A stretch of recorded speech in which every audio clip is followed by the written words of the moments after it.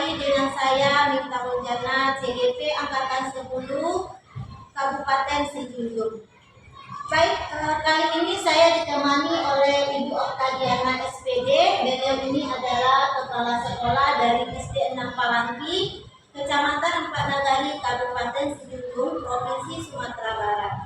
Kali ini saya akan mengadakan wawancara dengan beliau terkait pengambilan keputusan yang pernah beliau lakukan selama beliau menjabat sebagai kepala sekolah.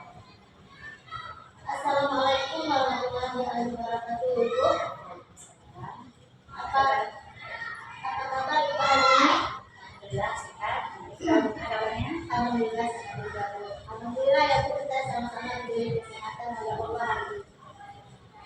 Baik Bu, seperti yang sudah saya bicarakan sebelumnya sama Ibu, kali ini saya ada tugas TGP Bu, mengenai modul 3.1, yaitu mewawancarai kepala sekolah yang berada di sekitaran sekolah tempat saya mengajar, yaitu terkait tentang pengambilan keputusan yang pernah Ibu lakukan selama menjabat sebagai kepala sekolah. Baik Ibu, terima kasih banyak Ibu atas waktunya. Ibu sudah meluangkan waktunya untuk saya wawancarai pada hari ini. Nanti dalam wawancara saya akan mengajukan beberapa pertanyaan kepada Ibu terkait tentang masalah yang sudah saya jelaskan tadi. Baik, kita mulai saja lagi Bu. Baik Ibu, pertanyaan pertama nih Bu. Selama ini, bagaimana Ibu dapat mengidentifikasi kasus-kasus yang merupakan dilema etika atau moral? Selama ini kalau terjadi permasalahan dengan siswa atau dengan orang tua atau dengan hal lainnya, kita biasanya bermusyawarah dulu, kemudian kita lanjuti apa penyebab terjadi masalah tersebut, kemudian kita cari solusi yang terbaik.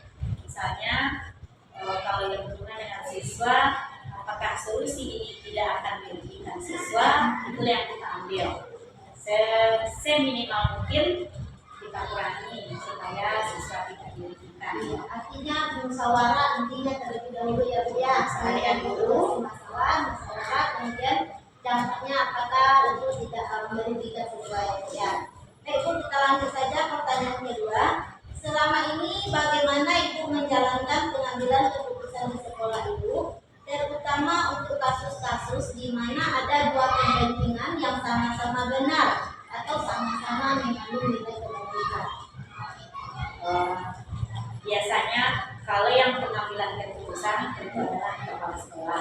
Tapi sebelumnya tentu kita telusuri ini ada benarnya juga, ini juga benar.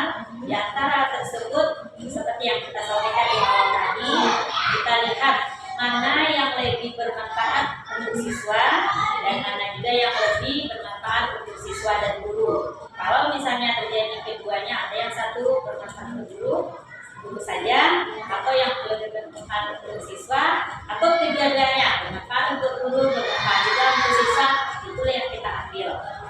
Berarti memperhatikan manfaatnya ke depannya ya Bu ya. Berarti kedua belah tidak ada antara kedua belah pihak yang dirugikan Bu ya. Nah Ibu, Seperti itu.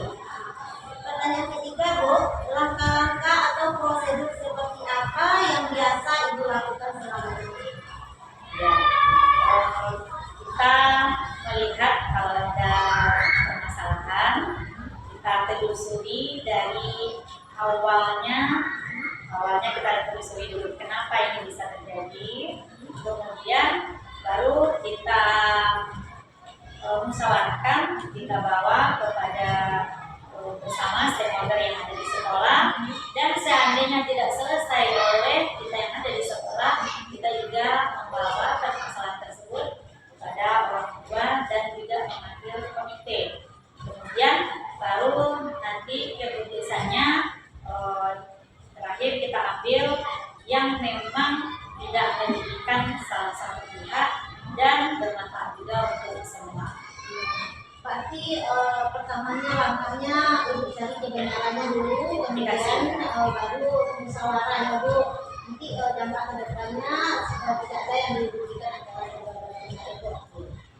Baik Bu, kita lanjut saja pertanyaan berikutnya. Hal-hal apa saja yang selama ini Ibu anggap efektif dalam pengambilan keputusan pada kasus-kasus dilema etika tersebut?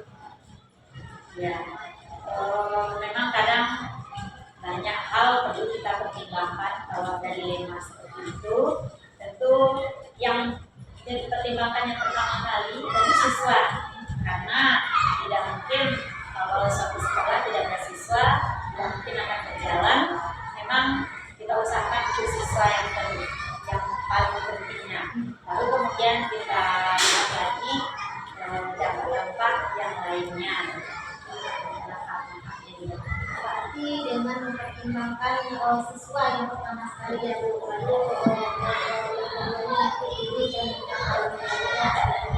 baik, pertanyaan berikutnya Bu, hal-hal apa saja yang selama ini merupakan tantangan dalam pengambilan keputusan pada kasus-kasus pidana etika? Tantangannya Bu? Tantangannya tentu terkadang kan ada regulasi tertentu dari pemerintah yang tidak sesuai dengan kondisi di lapangan. Hal inilah yang sering menjadi dilema bagi kepala sekolah dan guru sekolah. Sementara kita harus melaksanakan apa yang ada di peraturan tersebut, di regulasi tersebut. Tapi kenyataannya di sekolah kita tidak bisa melaksanakan hal tersebut. Ini tentu itu makanya kita mengambil kebijakan. Di situ tentunya para kepala sekolah menunjukkan kepemimpinannya bagaimana. Walaupun nanti ada hal-hal yang tidak sesuai dengan regulasi, tapi kalau pengambilan keputusannya tepat dengan situasi dan kondisi yang ada di sekolah, itulah yang kita ambil. Di sini dilema terkait ya tentang regulasi pemerintah yang tidak sesuai dengan kenyataan yang ada di sekolah ya. Di sini dilema. Baik Bu, kita lanjut saja pertanyaan berikutnya. Adakah seseorang atau faktor-faktor apa yang selama ini mempermudah atau membantu Ibu dalam pengambilan keputusan dalam kasus-kasus pidana etika? Yang membantu Ibu, Yang mempermudah kita memang seperti tadi, kalau misalnya regulasinya tidak sesuai dengan kenyataan, kita melihat siswa kita ini bagaimana. Kembali lagi ke siswa tadi. Kalau ini regulasi ini tidak rasanya kurang pas untuk siswa kita tidak pakai itu. Kemudian kita ambil kebijakan tertentu, tentunya dengan menyampaikan dan menginisialisasikan kepada masyarakat, kepada orang tua dan juga kepada komite. Jadi pihak-pihak tertentu juga siap dengan hal yang demikian tersebut. Jadi intinya dalam mempermudah itu dalam mengambil kebijakan, intinya di sini itu memperhatikan kebutuhan siswa ya Bu ya, kepentingan siswa yang pertama ya. Baik, pertanyaan berikutnya Bu, dari semua hal yang telah disampaikan, pembelajaran apa yang dapat dipetik dari pengalaman Ibu mengambil keputusan di Yang namanya dilema itu memang berat kan. Hal ini kita ambil bertentangan dengan aturan atau regulasi.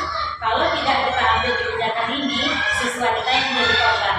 Tentunya memang kadang-kadang di dalam mengambil kebijakan, mengambil keputusan di sekolah, kita harus siap dengan itu, asalkan tidak terlalu bertentangan dengan undang-undang.